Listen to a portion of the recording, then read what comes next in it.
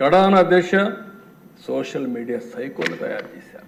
డబ్బులు డిజిటల్ కార్పొరేషన్లో పే చేస్తారు, ఆర్మీని తయారు చేస్తారు. ఆ ఆర్మీని తయారు చేస్తే కడాన్ నా మీద నీ మీద అందరి మీద పెట్టారు, కానీ కడాన కన్న తల్లి పైన కూడా పోస్టర్స్ పెట్టే పరిస్థితికి వచ్చారు అధ్యక్ష, పోస్ట్ చేసే పరిస్థితికి వచ్చారు. ఆయన శీలాన్ని కూడా శంకించే విధంగా ఏమనాలండి, మనుషుల జంతువులని అడుగుతాం. మళ్ళా సిగ్గు లేకుండా మాట్లాడుతున్నారు. ఈరోజు ఎక్కడికక్కడ మాట్లాడుతున్నారు. అంటే తల్లిని కూడా క్యారెక్టర్ అసాసినేషన్ చేస్తే వాళ్ళని మీరు నేను ఒక లెక్క, ఈ రాష్ట్ర ప్రజానికి ఒక లెక్క అని అడుగుతున్నా. నేను బాధ ఆవేదనతో అడుగుతున్నా. నేను అందుకే ఒకే మాట చెప్పాను, ఎన్డీఏలో ఏ లీడర్ కూడా ఇలాంటి అసభ్యకరమైన పోస్టులు పెట్టాం. ఒకవేళ పెడితే వాళ్ళని ఏ విధంగా పనిష్ చేస్తున్నామో మన వాళ్ళు కూడా అదే మరి చేస్తా. ఈ రాష్ట్రంలో ప్రతి ఒక్క ఆడబిడ్డకు రక్షణ ఇచ్చే బాధ్యత, గౌరవంగా బ్రతికే విధంగా విధానాలు తీసుకొస్తారని చెప్పా.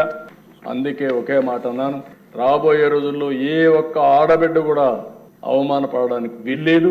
కఠినంగా వ్యవహరిస్తాం, మెర్సిలెస్ గా ఉంటాం, చట్టానికి పదును పెడతాం.